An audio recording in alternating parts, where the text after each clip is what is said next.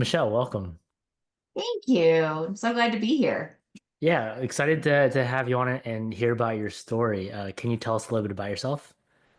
Yeah, I actually am a real estate investor. I focus on RV parks and I run a $25 million fund. Right now, we are currently focused on resort parks. So we started at smaller, park your RV for a night or two parks, and now we're moving into more resort style parks because I like the family atmosphere of them. And I've been doing real estate investing for about 5 years now. Okay. What were you doing before that? I was a stay-at-home mom, actually. So I was staying home and raising our babies, who are now all adults. Our youngest is 17 and driving. So I rarely see her. I have to schedule it on her calendar when I get to, have dinner with her. Yeah, I'm not looking forward to that age. My kids are still young. But yeah. But anyways, so you were stay-at-home mom. What was your day like as a stay-at-home mom? Oh gosh, God, it's crazy. Like me and my best friend talk about this all the time.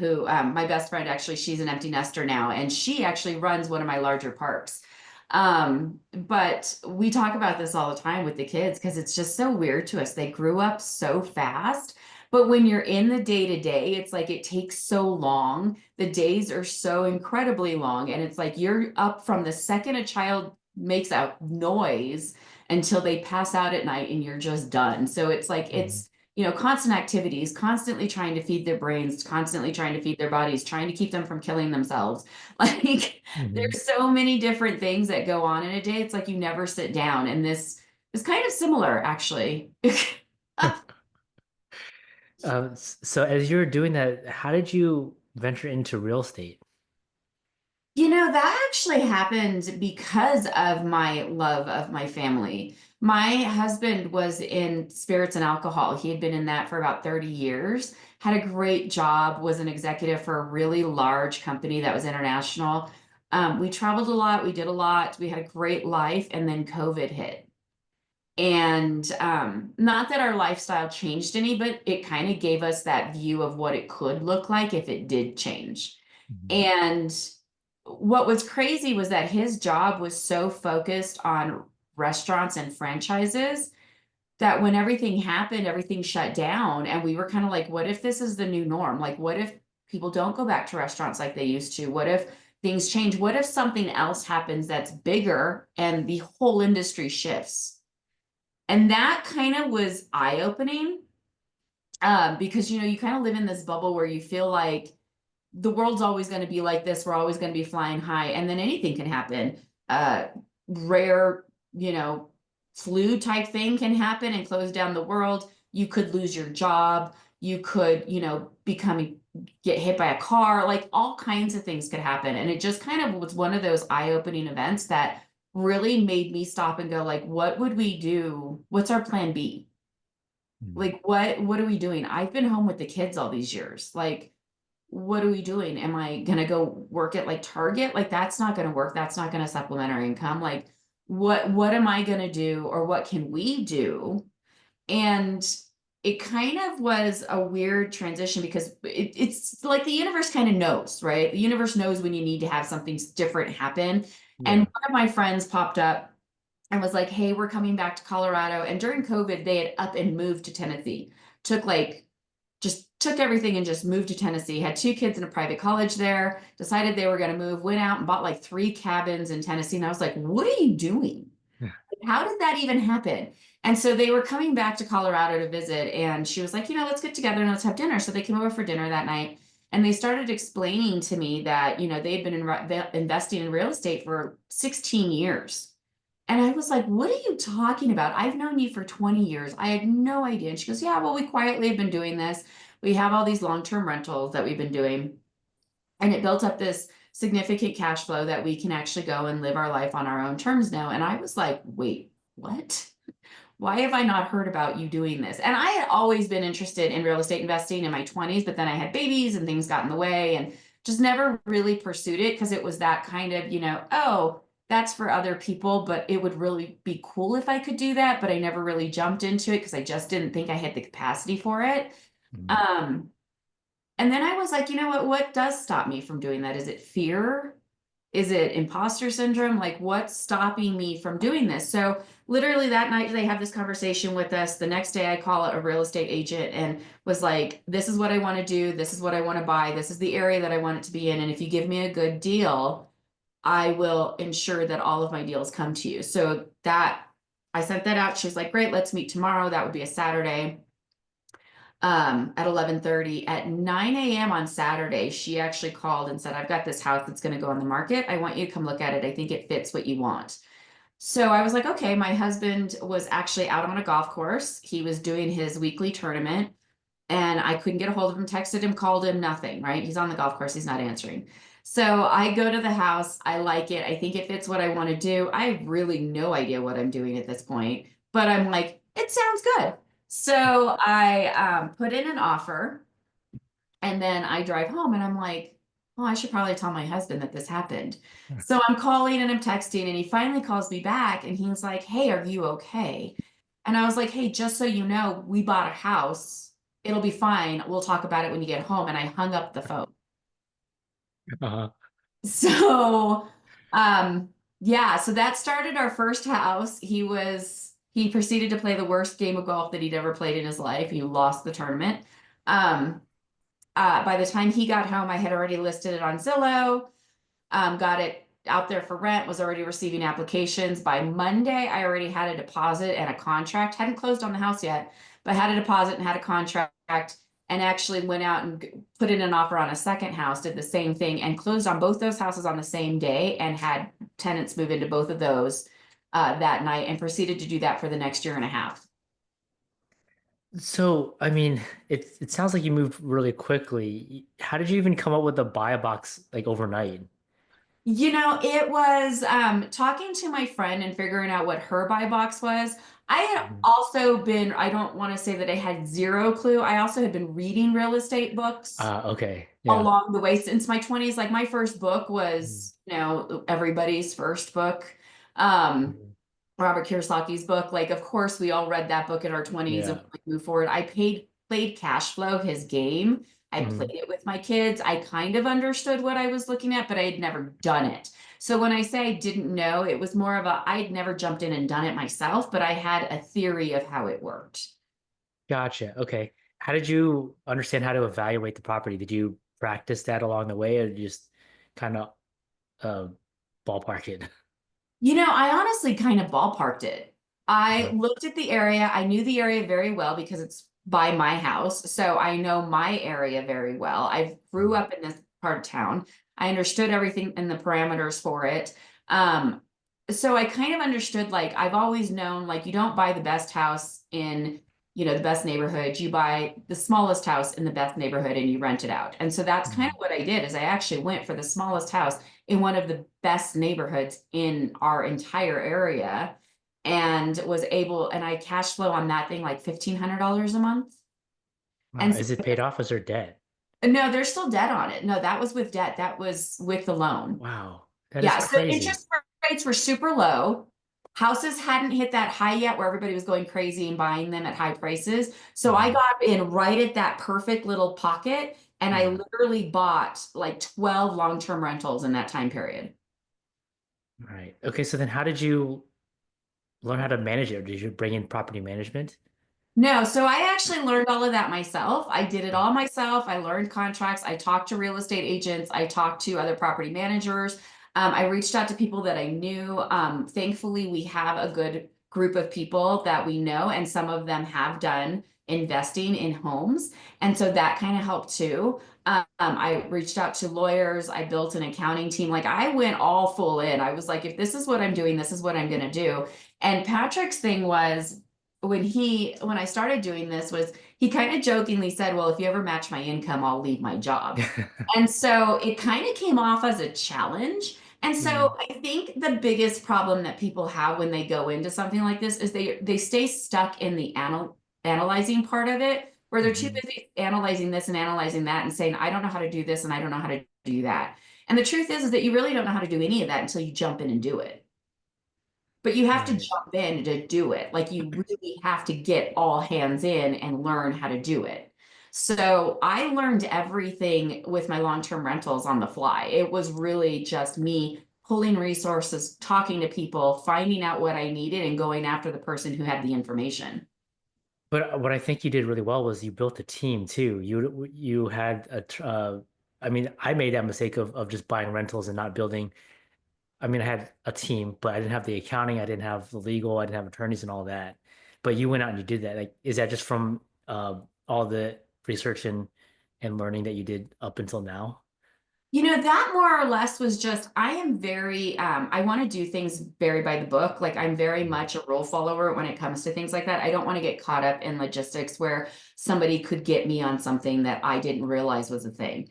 And Mm. so one of the first things, like even with the RV parks right now, one of the first things I do when I go in to buy an RV park is I call the housing authority and find out like, what am I liable for the people who are already there? Am I responsible for them? Are they considered tenants? Can I change them into short-term tenants? Can I evict? Do I have to evict them or can I kick them out? Like, what are my rules and parameters on all of this before I actually buy a park? Because I want to know where I fall. Right. And so it's definitely one of the things that I find has been very helpful. I'm also very big on, I understand delegation. Mm. I have kids.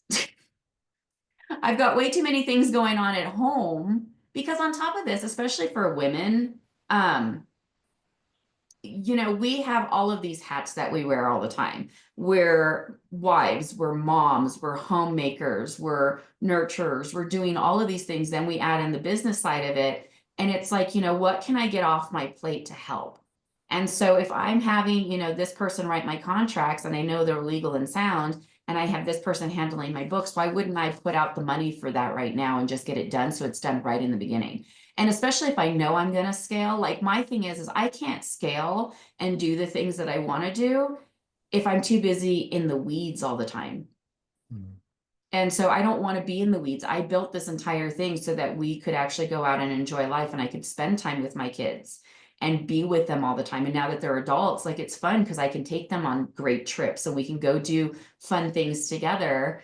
And I'm not stuck in the weeds all the time handling all the logistics of everything that's going on. I mean, we've got 17 different things going on every day, and I can't handle them all myself. And you're doing a lot of travel now too. We do a lot of travel, and actually, Mm. it's more or less to visit parks now at this point because now we've shifted into RV parks. Mm. But that actually has become more of like a date for me and my husband. We enjoy doing that together. Yeah. So now that he's completely retired from his W-2 and working with me full time, we're able to just, we look forward to those trips where we're like, hey, let's go explore Alaska and look at this park.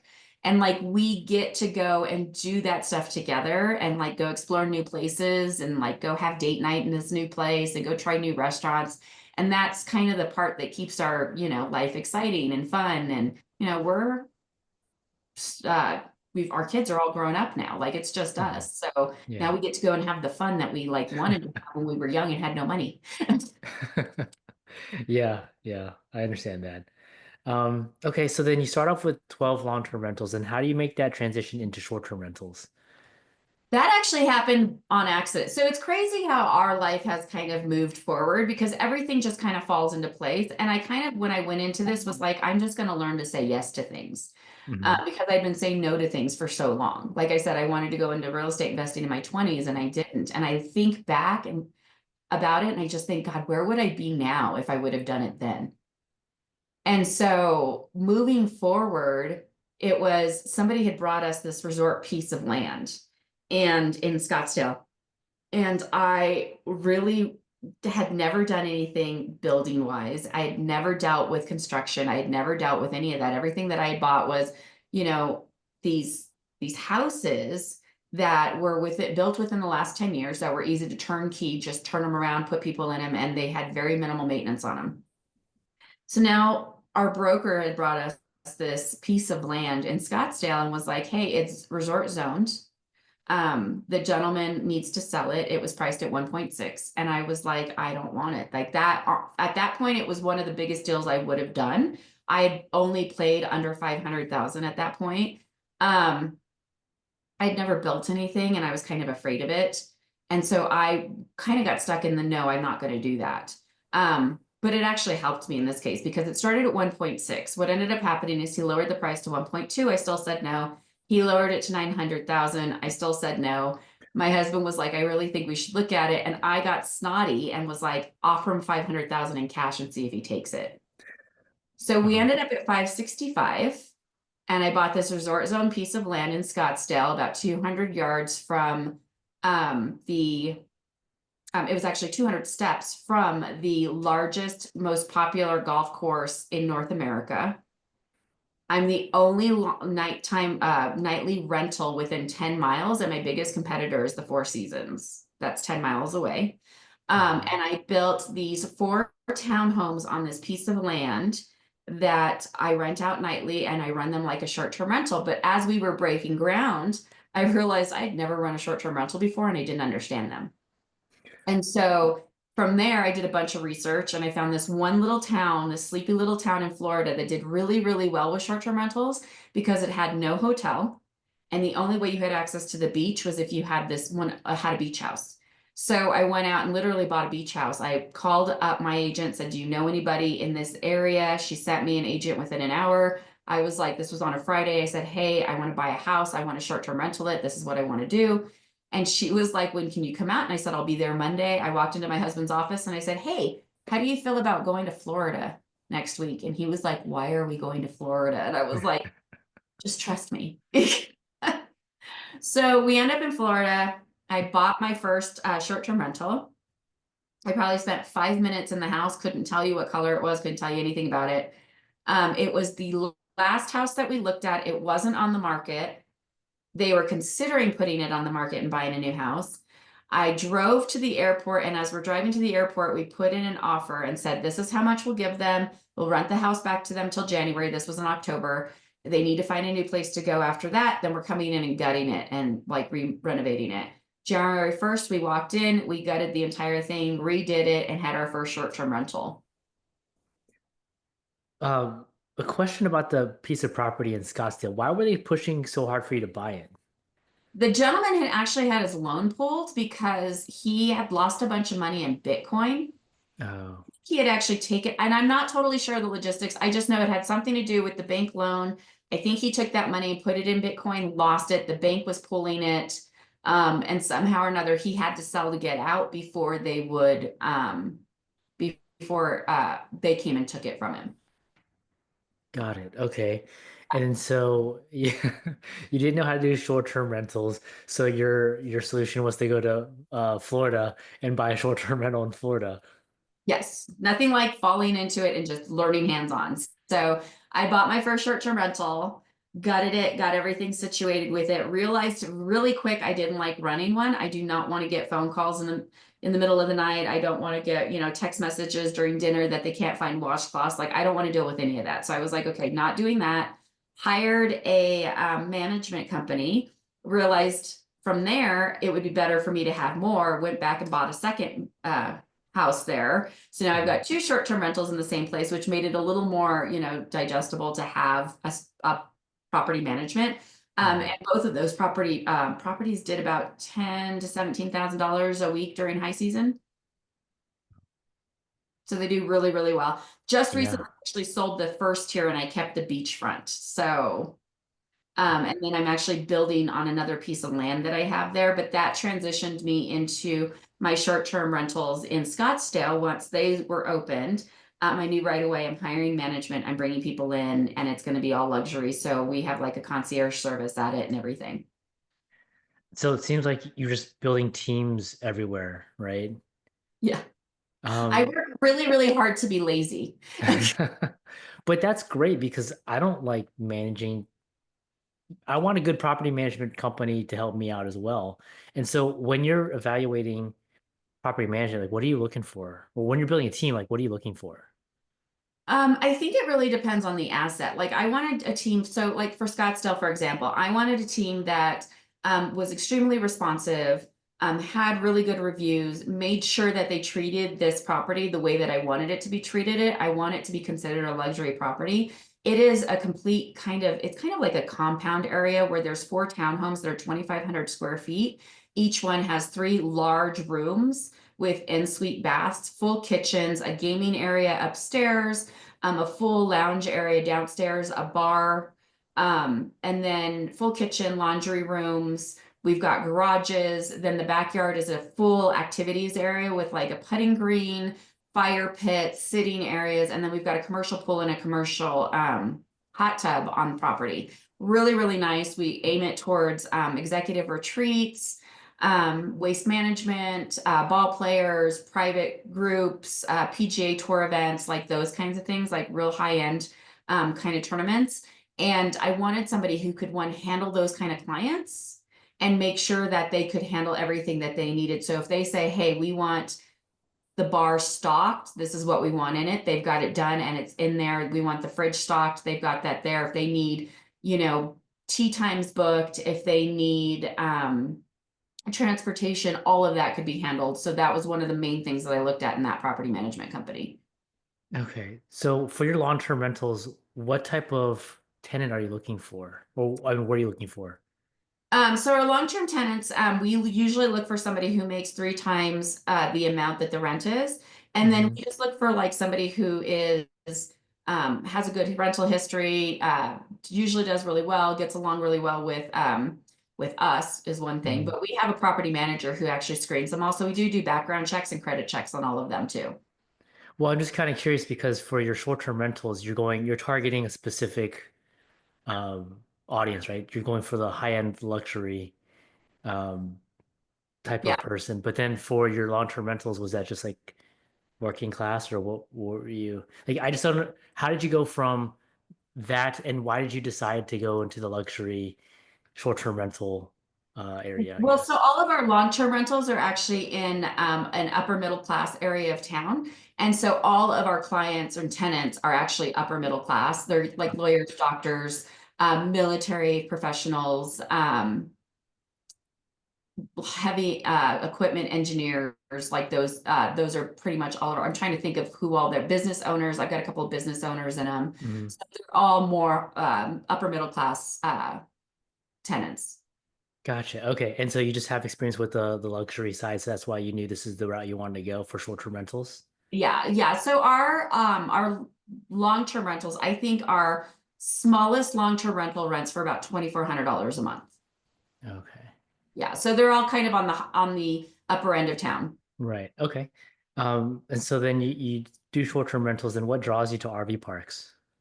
That was kind of crazy because we built this entire luxury resort, and literally the day we opened it was Mhm. the day we transitioned. Uh-huh. And it was more of the, well, one, the economy was getting a little dicey. Things were getting harder for people to travel. And I really started evaluating like, if things got bad, we could still rent these out as long terms and we'd be fine. But people aren't going to be traveling as much, and they're definitely not going to be spending anywhere from $600 to $1,200 a night on a room, Right. on a place. Hmm. So how do we balance that? Because everything in our portfolio kind of balances each other. Hmm. And so like when things in Scottsdale are slow, our beach houses are crazy busy. When our beach houses are slow, Scottsdale is crazy busy. So we kind of balanced everything out. Well, now we're all in the higher end, and it was kind of like, well, how do we balance that? Like, where do we go? So we actually started looking at mobile home parks and storage units.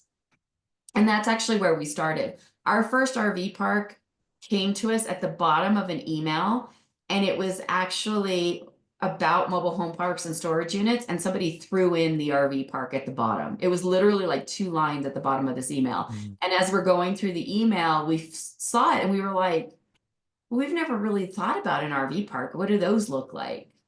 And so we started really like breaking into the numbers and deciding like, what does this look like? And realized we were completely missing an entire asset class that we should have been in the first place because it suits all of those needs. It's practically recession proof. If things get bad, people can live on the park long terms and will still cash flow. When times are good and people are traveling, you just switch the model back and everybody's there staying weekly or nightly.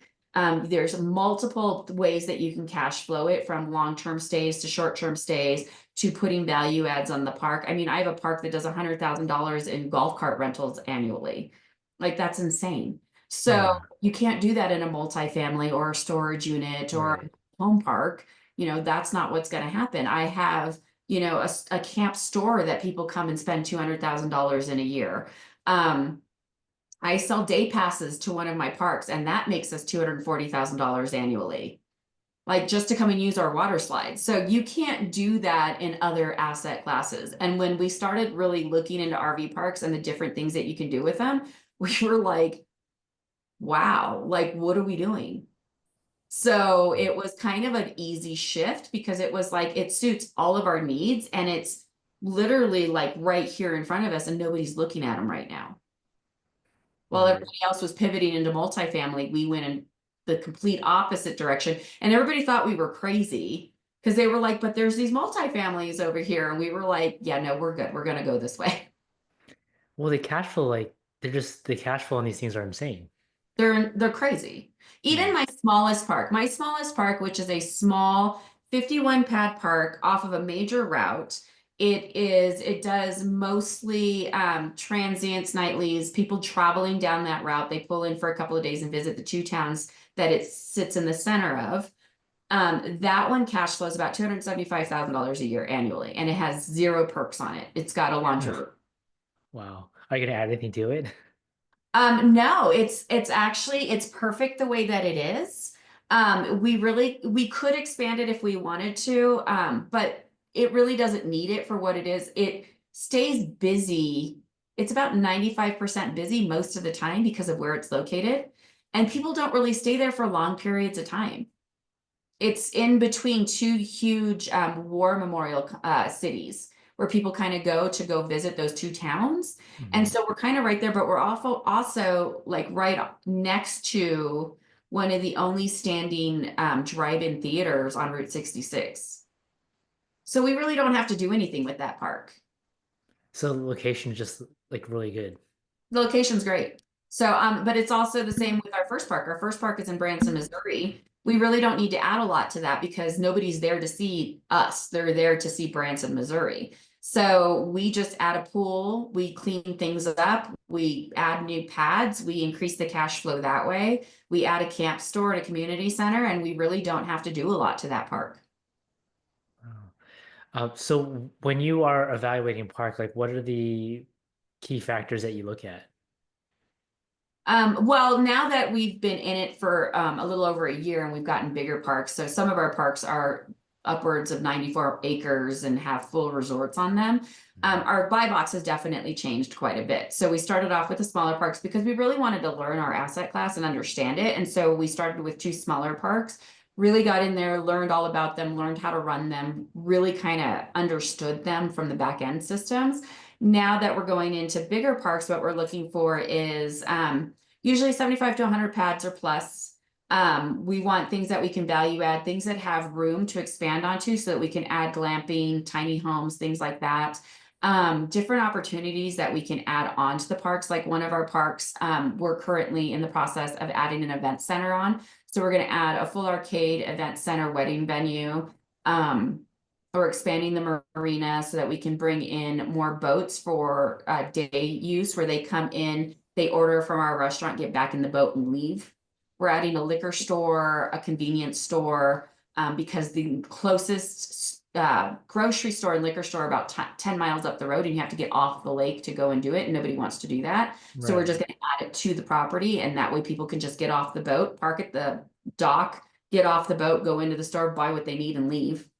Right. Um, so we kind of look at like different opportunities of how we can value add that property and how we can increase the cash flow. And then we also look at things like, do they have back end systems? Do they have a web presence? Are they marketing? What are they marketing? How are they doing this? How are they bringing in the flow? Do they have enough pads? Do we need more? Should we add a glamping facility to it? Like there are all these different things. What around us could influence what we're doing? So like our other park in Virginia, where it's located, there are major cities that are about 2 hours all the way around us, but it's in the middle of nowhere. The draw Mhm. is the actual park. And so we're like, if we add cabins, which we already have 12, but if we add luxury cabins and add glamping facilities, will that entice people from like the Raleigh area and the Roanoke area to come out and spend a romantic weekend on the park? Right. Yeah. So That was one of the things because when it was, I think it's Lake Ridge Park, right? I thought it was in Northern Virginia, but it's like the very tip of Virginia. yeah. And so, how do you evaluate if people are going to come out there? Do you look at the surrounding cities, their demographics, their income, and all that as well? So the crazy thing about the park model is that one of the things, I mean, those are things that we do brush over at the end of all of our due diligence. One of the Mhm. first things that we look at is there already a draw? What's going on at the park that's bringing people there? People in this asset class love the actual thing that they're doing. Like they love where they go. They go to the same places every year. So when you deal with RV park goers or people who camp or people across the country, they find parks that they like and they want to keep going back for whatever reason. So one of the Mhm. biggest things that we do is we actually go through all the reviews on Google or wherever they're at. We go through all their reviews and we find out exactly what people don't like and what people do like. So then we enhance the things that people do like and we fix the things that people don't like. So if they're like the bathrooms are gross, first thing we do is we go and change all the bathrooms. Easiest thing to do. But if they Right. say service is great, then we evaluate who stays on the park when we buy it. Like, what are you guys doing that makes you so special, that makes people talk about how great you are? Let's find out what's going on. So, like, we really try to do what we call a soft landing in a park where we'll go in and we'll actually evaluate who's there and who wants to stay. And we try to keep as much of the original staff as we possibly can, as long as there's no problem with them. Like our first park was a whole other issue. We had to completely change that and reposition it and rebrand it, or nobody would ever come to the park. It was horrible. It was like a scrapyard. But we learned so much. So I'm so thankful for it. Yeah. Um, so like we're getting ready to take over Alaska. Alaska's a large park. It's actually the largest park in Alaska. It's got 172 pads and like 19 cabins. One of the biggest things is everybody loves the staff. Well, the couple that actually runs the park will stay in town. They're not going to stay running the park, but they've been training a manager to take their place since they put the place on the market. And so we are actually keeping that manager in place and just adding to her because she'll keep the same flow, keep the same feel. She'll keep everything kind of running the same way. And then thankfully, the husband and wife team, we absolutely love them. They're going to be moving not too far from us and they're going to come in during the summer and still continue doing their fish fries that they do every summer that everybody loves. That's cool. Yeah. Man, so you have so many things going on. I mean, if someone wanted to get into RV parks, like, what would be your suggestion in terms of where to find one, build a team, partner with someone? Like, what would be your advice?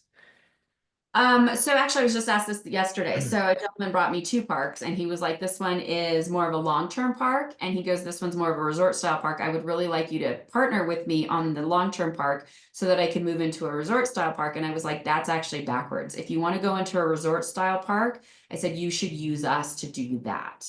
And the reason why I'm saying that is because there's so many different things that go on in a resort style park. Our Lake Ridge Park probably has about 11 sources of cash flow in it. And those are 11 separate businesses that are umbrellaed under one. And to understand the systems of all of them and how they work, you really do need to have somebody with a little more experience to understand that because we walked in blind and it's taken like 6 months for us to get everything taken over and understand it. But it's okay because we were in the off season. Um, so in order to do that, but we also had the experience from the smaller parks and understanding value adds as we were going because we've slowly been value adding each one of those parks. So we understood the idea of what we needed to do when we went into the larger one. So my suggestion is if you want to go this alone, you would definitely should start in a smaller park. And the reason why I say that is because you need to learn your systems. You need to understand it. You need to move into it and actually understand who comes to your park, who you're advertising to, what kind of a park you want to have, and what kind of a feel you want your park to have, because that is going to determine who comes to your park. So put in back end systems, understand what you're doing, build your relationships with your vendors. Then move into slowly building up that portfolio into bigger parks. If you want to jump into a larger park right away, highly suggest you either go in with a partnership and build a team. It is great, the wedge method, to kind of go into a park, a large park, like a resort style park, where you get a little bit of equity and you see how a team runs it. Really great way to do that, because otherwise you run in and you're going to get overwhelmed. Our two largest parks were actually purchased from investors who thought that they were going to jump into large parks and they were going to be able to run them because they had heard that they're turnkey and they're so great. They went almost bankrupt in the first year and had to get out. Mm. So we bought And those then, parks at a discount. yeah, I mean that's one of the biggest things because single family homes are very easy to just jump in and do. One of my biggest, one of the things that's helped me back with doing these larger asses is I just don't know what I don't know, and I can get away with that in the beginning, but not on these larger properties. Um, Yeah. you It's mentioned, very true. yeah, yeah. I mean, they once you get it, and I mean, I don't think there's anything that beats it in terms of cash flow. You mentioned There wedge is, method. but you definitely have to, like, move in. Like I said, if you start smaller and you learn the systems as you're going, it really Mhm. does get a lot easier, because then as you value add things, like we started with our smaller parks, we added small things. Like we added ice machines, we added firewood, we added the stores, we added running out the community centers, doing birthday parties. Like we started doing those little things so that as we moved into the bigger things, we understood how those ran. So now let's Mhm. understand how this runs. Right. It's like a We phased started approach. building those relationships with vendors and things along the way that made it a lot easier. But if you're buying nationwide, I mean, do the same vendors also just supply nationwide as well? Well, yeah. So like my back end system is all through the same supplier. I Hmm. use Statelist. They actually were one of the best ones that I could work with. They don't charge me monthly. They charge per booking. They work with transient parks where people come in and out on vacation. They do all of my reporting. I can watch everything from my home office or any computer that I'm at. I have access to every single one of my parks and the back doors to everything that's happening. They easily connect to my wild energy meters, where I meter all of my sites so that I know how much electricity is being used. So my long-term guests are actually charged for their electricity. My short-term guests are not, but my long-terms, like the people who stay there for a month or more, they get charged for their electricity. So I charge that back, because one of the biggest charges you're going to get in an RV park is your electrical use. Especially during winter season, if you're above that freeze line, it gets really bad. And even below the freeze line this year got really bad. So, but we've seen bills that have been upwards of $10,000 just for electricity. Wow. So it can get a little crazy. So charging back for those long-term electrical uses is actually, it makes the guest actually pay attention to what they're doing. So they're not just plugging things in and leaving them running all day. They're actually a little more conscious of what they're using, which is good. Right. But that is probably one of the vendors. Then we use kind of the same web designer on a lot of them. Vendors across the nation, they do all kinds of things. Like the same vendor stocks our stores. The same vendors do all of our park mapping. They do the same for all of our video taking. So yeah, they're all nationwide. They're not, none of them are local. Okay. Um, Earlier you mentioned the wedge method. What is the wedge method? So the wedge method would be like if you went out and found a great park that was like, say, $5 million, and it was a little more than you wanted to buy it off because you're brand new to the RV park investing. And you came to my team and said, hey, I've got this great resort park. This is the information that I have on it. Can we partner up on it, basically? What would happen is, actually, we're going through this right now with a gentleman in the sub 2 community. He brought us a park. It's $4 million. It looks like it's a viable park, but we don't have any numbers on it yet. The broker that brought it to him wanted to actually get on a phone call first. So what that broker is doing is pretty much finding out, like, do you actually know what you're doing, or are you just kicking tires because this is popular right now? Mhm. So what'll happen is one of my acquisitions team, probably Patrick, will get on a call with the broker and the gentleman, and he will walk the broker through what we do so that the broker understands that, no, we're legit. We buy parks. This is what we're doing. This is how we evaluate them. We need these things from you. The Mhm. gentleman who brought us the park gets to be on the call, and he gets to learn how we do all of that. And so he'll learn how to talk to this to the broker. He'll learn and understand what we're looking for. And then as we underwrite it and go through everything, he gets to be along with us every step of the way to understand what we're doing, how we're evaluating it. Like they've already sent us a couple of deals, and I've already broken them down and said, this is what we're looking for. This is what you need to look for in this. This is why this park doesn't work. This is why the cash flow isn't working because you can't do these things. And Mm. so they've been learning along the way with us. And then once we acquire the park, then they get a small equity position in the park where they get to, be a part of what we're doing. And then they get to shadow our teams to kind of figure out how we take them over, what we're doing, what contracts we have to do, what systems have to be taken over, how we place our own systems, how we work with our vendors, and how we basically open up for the season and get marketing out there so that we can get things going. Very cool. Do you And do so offer that for? I'm sorry, Sorry, go go ahead. ahead. Oh, I was going to say, and so from there, we have the majority stake in the park, but our team is the one that comes in and takes it over. But they will always benefit from the fact that our team is running it because they have an equity share in it. Gotcha. And do you offer that same level of, I guess, exposure for your LPs as well? So yes, we actually do. All of our investors in our fund have an open door to come visit any of our parks to find out how we do things. We want them to be very transparent, very clear, and see how everything is run. And we're very happy that people want to come and do that. I mean, honestly, it's a lot of work, but it's really a lot of fun. I Mhm. didn't think that I would love being on the parks as much as I do, but they're probably my favorite assets to be a part of.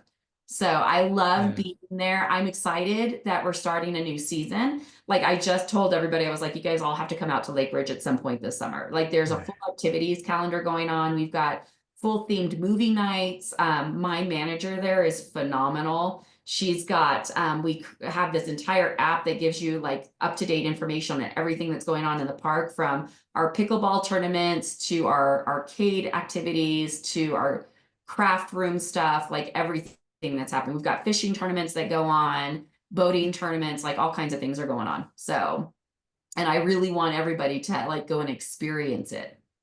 Yeah. That's very cool. I mean, sounds like a lot of fun. Um, so I appreciate you've shared a lot of information. I want to know about mindset. Like, what was the biggest, I know there's going to be a lot, but what was the biggest mindset hurdle you've had to get over to go from where you were starting off with long-term rentals now to RV parks? I think the biggest mindset hurdle that I went through was going from being a stay-at-home mom Mm. to actually running these multi-million dollar businesses. Mhm. It was kind of a definite, I went through a whole situation of, especially when we were trying to figure out like what was going to happen and who was going to be placed where. And when everybody was like, well, you've been doing the real estate investing for the last 3 years, it's natural that you would be the CEO and the face, right? And I was like, Mhm. that doesn't make any sense to me. Like, I'm a stay-at-home mom. Right. And it was kind of one of those things where my husband actually had to sit me down at one point and he was like, you built all of this, like this is what you've been doing. Mhm. And I've been in and out of it and I've been supportive of it, but this has really been your thing. And, you shouldn't downplay how smart you are. And I think that's one of the hardest things as a stay-at-home mom is that like we spend so much time in the weeds with our kids and we're always thinking about like that we don't know enough or we don't have enough or we're not enough because we're just, I mean, being a parent is probably the hardest job you could ever do. Like, I remember constantly just thinking, like, am I smart enough to be raising them? Am I doing the right thing? Are they Mhm. loved enough? Am I putting enough knowledge in them? Are they going to be good adults? Like, what Right. am I doing? Like, I was handed this child and now they're with me at least for the next 18 years, and I'm terrified. And I Yeah. spent a lot of time just going through all of that. And, it's nice now that my kids are 17 and 25, they prefer to hang out with me. Like, it's nice that they're like, hey, mom's my best friend. I'm going to go hang out with mom. And their friends are like, why is your mom your best friend? And my daughter's like, because she's the one who's always there. Like, she doesn't care what I tell her. She's always supportive. She's always thinking about my best interest. She's the only person that's in it for me and only Mhm. me. Like, and it's the truth. Moms and dads are the only Yeah. people that are truly in it for their kids. All their friends are in there for that themselves. Like, it's just the way that life plays, right? Right. It's Hmm. nice that my kids actually get that now that they're older because of all the time and the love and the things that I put in them as they were growing up. And so, but you kick yourself the entire time. So going from being a mom and kicking yourself on a daily basis for, oh my gosh, I did that wrong, or oh my God, my baby cried today because I said this, or maybe I was too harsh on them, or maybe I wasn't harsh enough, or there's so many things that you go through. I actually think switching over into real estate, like dealing with the imposter syndrome here, was a lot easier than dealing with the imposter syndrome I had with them growing up. Right. Because it's like a constant daily thing there. And here it's more of a, I just need to learn a little bit more. Maybe I just need to know. And then I constantly have to remind myself that, you know what, I've gotten this far without all of this, or without all of this help, or without all of this. Like, I have it in me to get this far. I just need to show myself that I have it in me to get further. And for what I don't know, I'm going to bring on the people that I know are smart enough to handle it. And I was smart enough to understand that that was my limit. Right. Not everyone goes through that. Like not everyone knows what they don't know and how to bring other people in. Yeah, that was probably one of the biggest mindset shifts for my husband this year. Like, that's a hard one, is hiring people and trusting other people in something that we consider our baby. Right. Yeah. So, Um, but it's been great. Like, our team is amazing. And when one of us is having a moment, it's been a wonderful collaboration, because the people that we have brought on our corporate side of the team, wherever we've been, if one of us falls short in mindset or in skill or anything else, there's always somebody who's ready to pick it up without a question. And so we actually just brought on a director of operations, and he's actually one of our longtime family friends who has run restaurant franchises for years, for I think 25, 30 years of his career. And those systems will translate very easily. But he kind of came to us and was like, I've been watching you guys build this for the last 5 years. I really need to find an exit out of what I'm doing right now. And I want to go into something that I love again. And he goes, and you guys have so much fun together. And he was like, I just love watching the fact that, you two as a couple get to go out and do all this stuff together. And I want that for me and my wife. yeah. So, so yeah, so that's kind of nice to be able to be that kind of an inspiration for other couples out there too. Yeah, it is. I mean, you see a lot of good relationships, bad relationships, but then to be able to tie it all together with work and turn business into date nights, I think is a huge plus. Yeah, no, it's fun. And I love the fact that we have something outside of just the kids to talk about, and something that gives us hope to build something for our families. Yeah. I'm looking forward to, I mean, not, I don't want to rush the clock, but I'm looking forward to the time when my wife will have the time to do this business with me as well. Well, the great thing is that with this business, like, our oldest now works for us. Okay. So she does actually all of my long-term property management stuff, but Mhm. she also does the social media for all of our RV parks. Oh, very cool. Yeah, Yes, that's it's super helpful. slowly integrating into the things that we're doing. And as we grow, we'll start integrating her more into more things. Mhm. But it's been really nice to kind of let her learn organically how we're doing things. My youngest one would do our QuickBooks. When I started out doing all the stuff, she would input information into our QuickBooks for us. She hated it, but she understood it. So, I mean, at 17, she understands, like, oh, it's rent day, or, oh, it's, whatever. Like, she understands that the books are happening and that these things need to happen, or that it's the end of the year and we need to file certain things. Like, she gets all of that because she's been a part of the process. And so we're slowly integrating them in and getting them to learn more and more as we go. Yeah, I think that was one of the questions I wanted to ask you is how are you getting your kids into it, if at all? And I think it's a dream of any parent to be able to pass on the family business down to the kids. Yeah. And that's how you do it, right? Is you don't necessarily just hand it to them one day and say, here you Mhm. go. You Yeah. really have to kind of teach them how to run it as they go. So, like, we're spending 3 weeks this summer where we're going to go to opening days at our Lake Ridge Park. One of My oldest one is going to go bartend at our Lake of the Ozarks Park, which is Papa Chubby's. They're both going to go do fishing excursions at our fish camp in Florida and our Alaska park. So we're going to spend 3 weeks going to each one of the parks where they're going to do something that's at the park, so they understand what happens at the park. That's very cool. Yeah. Um, Not sure they're looking forward to it, but they'll love it when it's done. yeah, they will enjoy the experience. I mean, but yeah.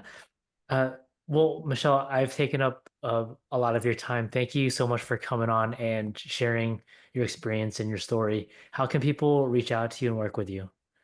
Well, you can always DM me on Instagram at Mychele Bisson. It's MyCheleBisson. And then you can also find me on michelebisson.com, which is a webpage. And you can find out what we're working on, which ones, what parks we're getting ready to buy, how to invest with us, and any workshops and things that are going to come up. I'm also creating a community. So you can actually find my Facebook community. Sorry, where we discuss RV parks, what's going on in our parks, how we've solved problems, things like that at Cashflow Campgrounds on Facebook. Okay, very cool. So what we'll do is we'll make sure to get those links from you and then have them in the description so everyone has them and it's very easy for them to find you. Again, thank you for coming on. Thank you for having me. It was great chatting with you.